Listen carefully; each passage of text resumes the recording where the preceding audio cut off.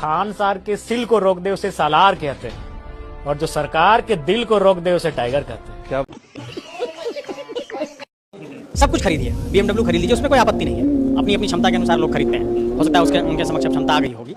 मेरा कहना यह है कि अगर आपने कैमरे के समक्ष ये कहा कि मैं एक आदर्श स्थापित करूंगा, मैं टीए नहीं लूंगा, मैं ये सुविधाएं नहीं लूंगा, विधायकों को बस से आना चाहिए, तो आपने एक आदर्श स्थापित करने की बात कही थी। सवाल ये नहीं है कि आपने स्कॉर्पियो लिया, सवाल ये कि आपने आदर्श स्थापित करने की बात कही थी और आप वो आदर्श स्थापित नहीं कर पाए और टिके नहीं पाए। एक विधायक के लिए भाई घूमने फिरने के लिए आदमी साइकिल से तो नहीं चलेगा, जरूर उसको गाड़ी चाहिए।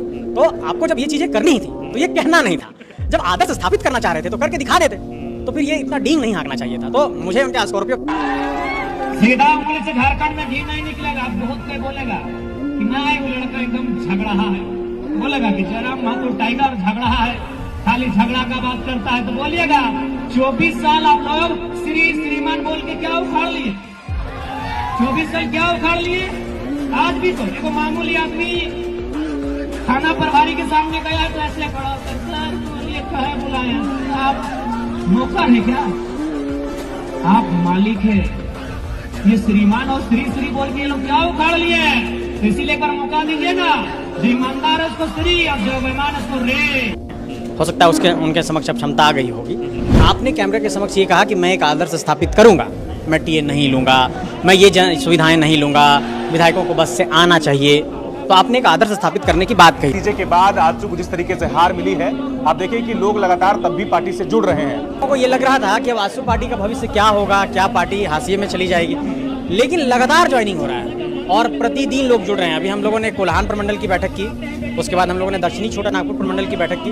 उन बैठकों में भी बड़ी संख्या में लोग पार्टी से जुड़े हैं और आज फिर से पार्टी के कार्यक्रम में लगातार जो राजनीति में संघर्ष का रास्ता चुनेगा वो निश्चित तौर पर सत्ता उसको आकर्षित नहीं करेगी। तो वैसे लोग जो संघर्ष करना चाहते हैं, जो लीडरशिप को अपना उभारना चाहते हैं, वैसे लोगों ने पार्टी का दामन थामा है। आजसू की स्थिति वर्तमान में क्या देखते हैं संजय मेहता, कहाँ पाते हैं आजसू झारखंड की मौजूदा गठबंधन की राजनीति? देखिए, झारखंड की राजनीति में आप आजसू को कभी माइनस कर सकते हैं क्या?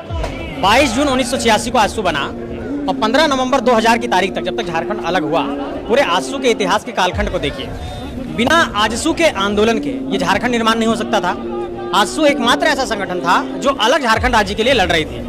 तो इस बात को आपको समझना होगा कि जिसने झारखंड को बनाया है, जो झारखंड के लिए लड़े, जो झारखंड के लिए लाठियां खाए, सलाखों के पीछे गए, बाद में 2005 में आजसू जो है पार्टी का स्वरूप धारण किया।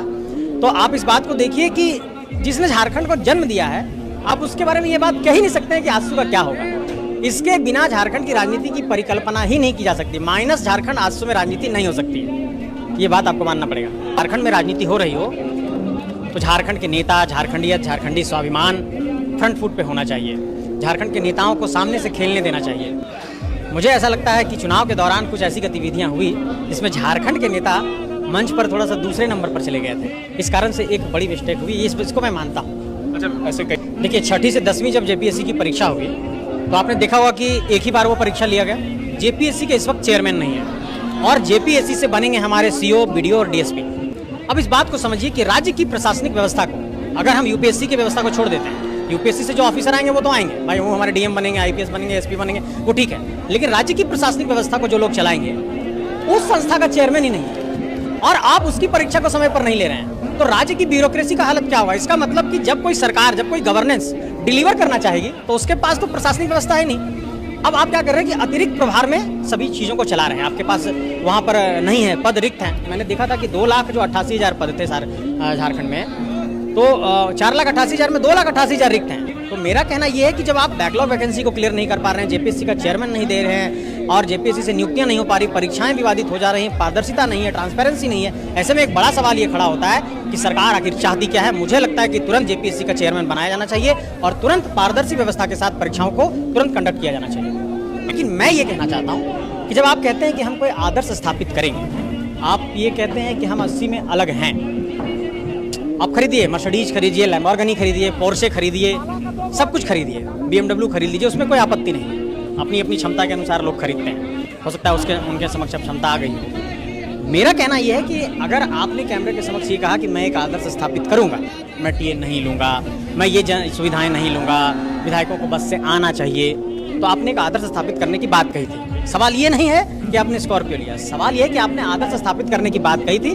और आप वो आदर्श स्थापित नहीं कर पाए और टिके नहीं पाए। हाँ, एक विधायक के लिए भाई घूमने फिरने के लिए आदमी साइकिल से तो नहीं चलेगा, जरूर उसको गाड़ी चाहिए। तो आपको जब ये चीज़ें करनी ही थी तो ये कहना नहीं था।